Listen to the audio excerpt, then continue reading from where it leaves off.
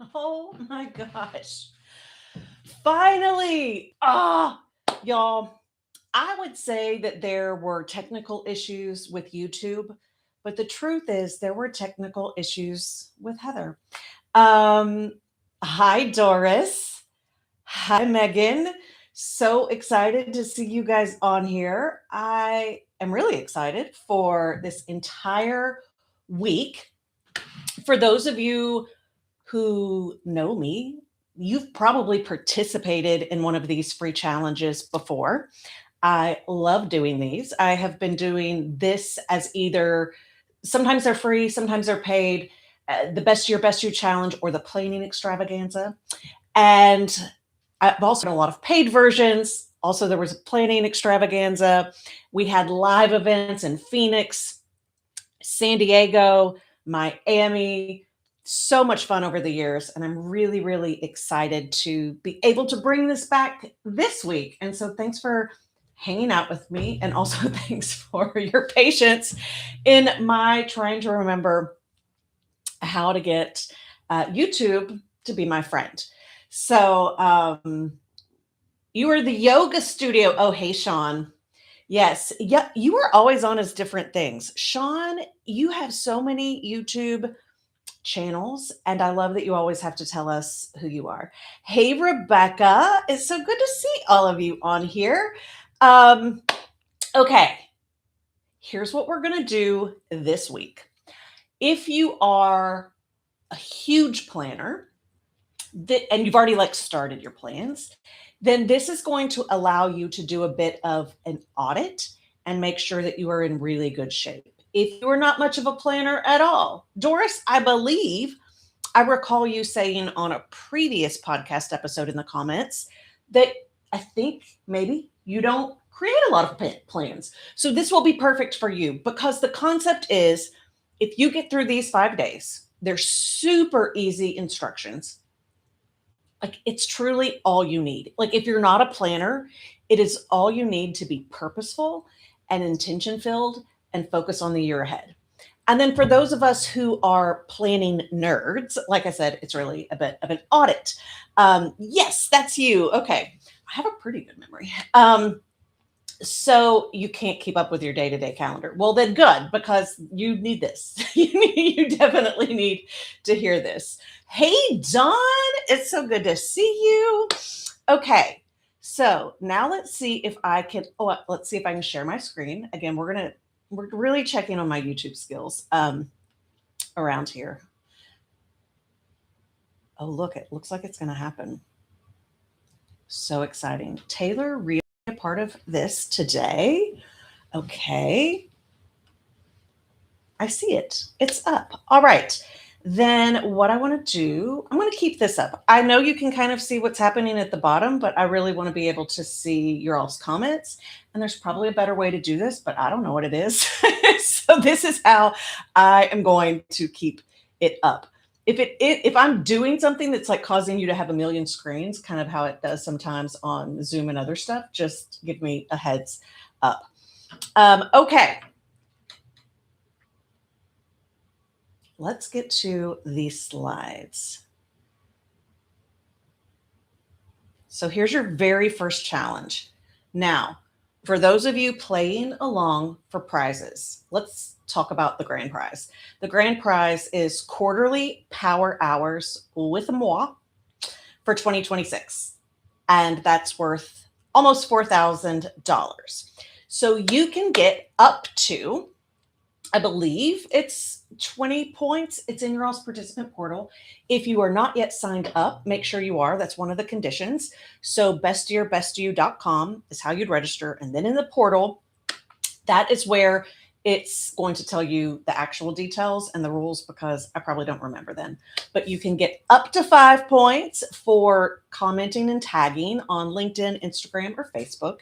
And then you're going to be able to get up to 3 points a day by answering really simple questions on these challenges. The goal for the challenge questions is to keep you engaged and involved in your own planning process. There are no trick questions. None of it has to do with me. So this is not trivia. It is just helping you.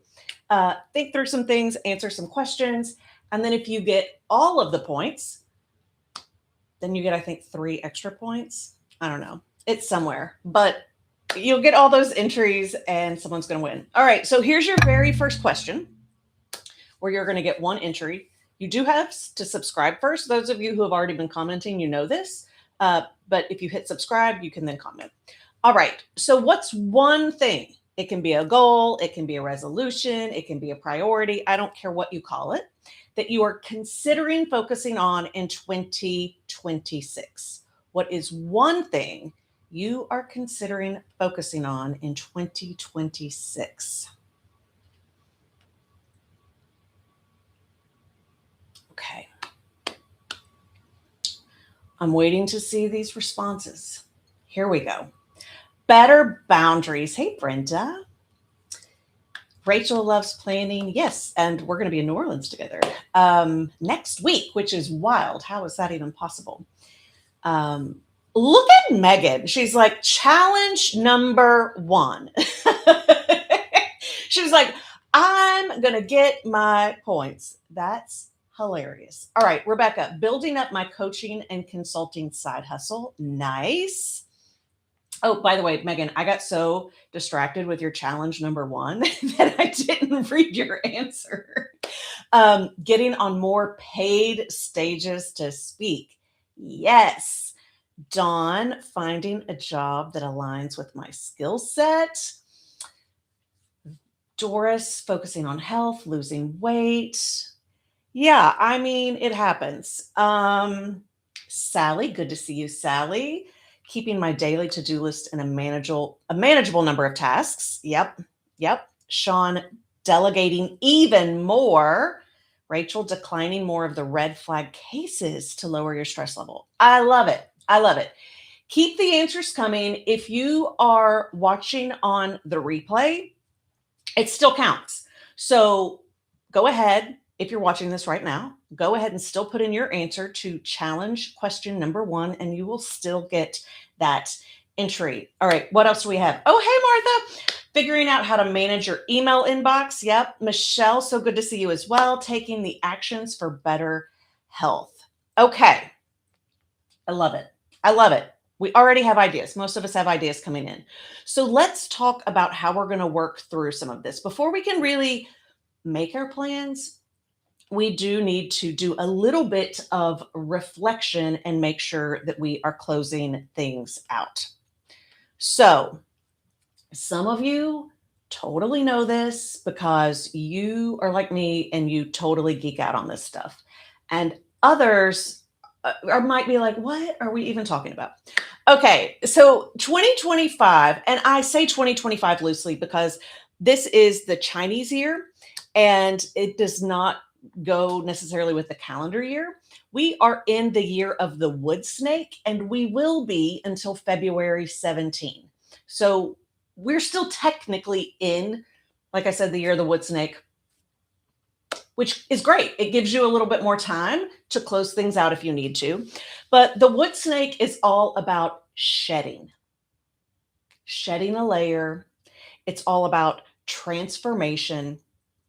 And it's about renewal, right? Because the wood snake, when we talk about shedding, it's not about dying. It's about renewal. It's about coming out of that old skin and coming into a new skin. And the other piece that I love is numerology. So, in addition to 2025, for the most part, being the year of the wood snake, it was also a universal 9 year. And 9 years are all about letting go, releasing, also transformation, both of these, transformation and completion. So we run in 9-year cycles. If you think about this past 9-year cycle, that was 2016 to 2025. What's been going on since 2016 to 2025? I got to come back over here to these comments. Anyone? What's been going on from 2016 to 2025?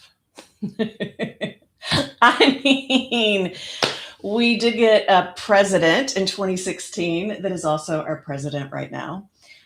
So in our last 1 year, he took office, and we're currently in a 9 year. So I don't know. Maybe this, maybe it's over. Like I don't know. Thank you, Rachel. Not a lot of good. The slow decay of our democracy, right? Think about the last 9 years, or yeah, for you. When I personally think back to 2016 through 2025, I was trying to think about like what were the themes for me overall. And it was the biggest one that came up for me was disruption. Disruption. I also had a lot of, and this is just the truth, I had a lot of death over the last 10 years, a lot of health issues and death. So, from just the government politics, I lost, I had a lot of strained relationship with friends and family over the last 10 years. A lot changed with my health. I've had three huge health crisis issues that came up for me. Three of my four pets passed away early on unexpectedly. I lost two, or the last two of my grandparents. And that doesn't mean there weren't beautiful things that happened. It doesn't mean that I didn't have some amazing highs. Obviously, the pandemic happened. And I think sometimes we forget to take a step back and to really look at what all we have gone through personally, individually, and collectively. It's been, I think, for most people, a really heavy 9 years. So we've not been in the year of the wood snake for 9 years, but we have been going through that cycle, that 9 year cycle. And so it's really interesting to me that that 9 year and the wood snake have combined at the exact same time. And so much of it is about shedding, letting go, and truly having some closure. So, sorry, I keep going back and forth to my slides versus being able to see your comments. So what's ahead? What do we get to look forward to? Because the great news is that with nine and with snake, it means there truly is closure and there truly is renewal. So we are moving into, like I said, February 17th is going to be the year of the fire horse. And that is all about passion. It is all about freedom, personal freedom, hopefully some collective freedom as well. It is about bold action, just really having, I think, a lot of courage, a lot of adventure, like really running free. And I, I think being more in tune with who we are, more embracing who we are, more authentic, and really charging forward in a really, really bold, exciting way. And then you probably also know by now, maybe not, you may not know how numerology works, but you do know nine goes to 10.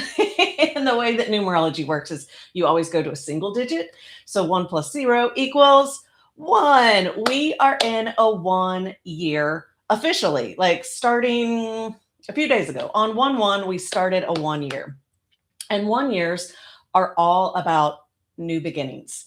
It's all about change. It's all about planting seeds. And it's also about independence. It's really stepping in to yourself and stepping into a new vision for yourself. So when we think about that 9 year, we think about that completion. And then we think about this 1 year and we think about passion reignited, renewal, independence, courage. I personally could not be more excited to have that change. I am ready for a fresh cycle. So, before we get into those goals, before we get into those resolutions, I think it's really, really important that we embrace some of this cosmic stuff.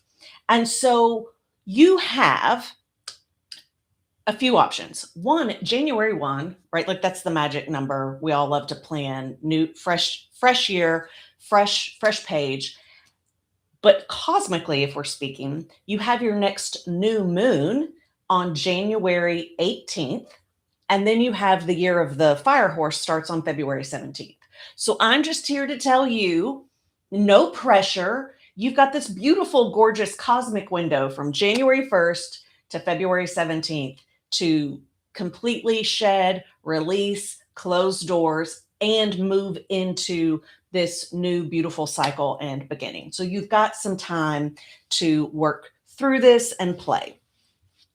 So that's why, if you got your worksheet, today's theme is all about in and out. And I know that it's like very trendy. It's all over social media. People love to do their lists of what's in and what's out. And it's cute. I love it. Feel free to put this on social, do your own. But what I really am trying to do with this in and out list is really lean into that snake, lean into that 9, and let's really think about what we're leaving behind. Not like we're trying to do a social trend. We're not trying to be viral here. We're trying to actually close that door, close that chapter. So for you, and hopefully these are things that you have control of. There are so many things that we would love to like say this is done, but if we don't have control over it, like there's nothing we can really do. So we're not going to set ourselves up for failure like that. So what I want you to consider, and we're going to do this right now, but I want you to keep thinking about it. This is what I want you to noodle on between now and the live stream tomorrow. What's out? What behaviors or thoughts are you leaving behind in 2025? What cycles are you completing? What's finished? What's gone? What's the end? And it's not just about 2025. Like it's the last decade. We're going to really lean into this 9. What are we truly saying? You know what? I learned that lesson. I am done. Fucking done. Not doing it again. Not taking it with me. So, challenge number 2. Challenge number 2. What's one thing? You can have a lot of things, but what's one thing that you're shedding and leaving behind in 2025? What's out? What's out? By the way, my favorite in out list is always Bowen Yang and Aidy Bryant on SNL. They just did one, a few weeks ago. I loved it. Okay, what is out for you? Let me come to the comments because I want to see some of your, what are we leaving behind? Overwork. Absolutely. Look, now Brenda's into it. Brenda's like, I can do this, Megan. Challenge number 2. Yeah, fixing other people's mistakes, covering for them, guilt, self-doubt. Yes, I love it. Y'all keep thinking, put your answers in there. I was trying to think for myself, like what are 2 of my like really big outs for this past decade and this past year, and 2 really came to mind. One I think I briefly addressed in the last bonus pop-up surprise podcast episode I did, but one is this concept or this thought that I have, no one's putting it on me, of trying to be this perfect feminist because it's just impossible. And the hills that I want to die on are social justice and women's rights. That's it. I'm not going to die on the hill of trying to do feminism right or be the perfect feminist. That has wasted so much time and energy for me personally over, I think, the last decade, that it was a good exercise because it's helped me have clarity. It's helped me transform. But that thought, that energy, that exercise no longer serves me, and I'm not taking it with me.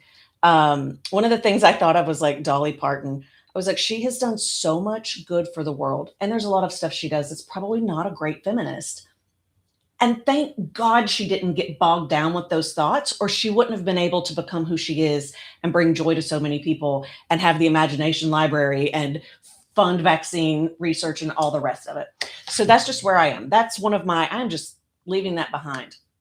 And then one thing that, I mean, I think it happened over the last decade. I'm just trying to give you all ideas and share some bigger things that you might want to think through, is this concept of acceptance. And I mean, I have, that's like a lifelong lesson for me.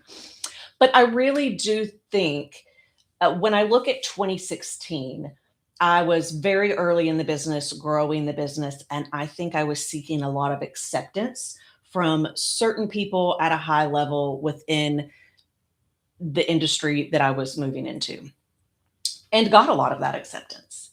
And then when I had my adrenal tumor and I had to step back, I lost a lot of that acceptance, or at least I perceived I lost it. I stopped getting invited to things. People, just aren't connected in the same way. And I think for a long time, I felt like, or for the last few years, I've really been trying to like regain their acceptance. And I realized, what am I doing? Like, I'm living in the past. And why do I need their acceptance? Like, that's not actually a healthy relationship. I shouldn't have to prove anything to be accepted. And I really do think I'm in this space of, it's not about industries, it's not about who's at the top, it's not about any of that. It's like, am I doing what I want? Am I accepting of myself? So those are my two big outs. I'm going to see what else you all have got on here. Unproductive arguments on social media, been there.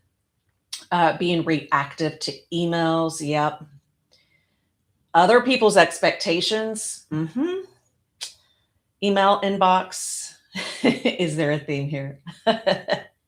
Look, people, I'd have so many boundaries now around my phone. Like, I often will be like, honey, just text me if you need something from the like grocery, or if I'm out. And I don't take my phone with me. Oops. Staying quiet about needs and wants. Yeah. The worksheets, you can get those in the portal. They'll be added each day. They're pretty simple. They go with the live streams, but you can get those there. I'm releasing one a day. The baggage that you carried with you. Yeah. With prior employers. Yep. Saying goodbye. The idea that it matters if you don't fit in. Right. Right. Acceptance. Yes. All of these. I love it. I love it. Okay. So obviously keep thinking about that. And if you think of something later and you've not commented yet and you want that entry, come comment. If you're watching the replay, make sure you leave the comment for the entry. All right, let's go to what's in. What's in? So we're leaving things behind, but we also have the opportunity to bring something with us. And again, it's a brand new year, but it's also a 1 year. So it may just not, it may not be that like, oh, this is something I was working on and I'm going to bring it in. Maybe it's something brand new that you've never done before, but you're open to it. You're curious. You're like, well, let's try it out. Let's see what happens. So what's your fire horse? What's your 1 year? What's in for you in 2026? What behaviors or thoughts are you embracing for 2026? What feels new? What feels next for you? Like, what's your fresh page? And you can probably guess this is challenge number 3. What's one thing? What's one thing you're embracing? By the way, you can also say more than one thing, but for the entry, you need at least one thing that you are embracing and running with in 2026. What is definitely going on your in list? What is in for 2026? Not me ending up in your spam, Doris. That's terrible. Yeah, life by design as opposed to chasing shiny objects. Nice. Nice. I actually think one of my ins is what would Dolly do? And I know that's like been a phrase, and I think Reese Witherspoon even put them on a tote bag. I need to go find that tote bag for Draper James. But I say this because Dolly was my idol growing up. Like when I was this tiny little girl, Dolly was like my everything.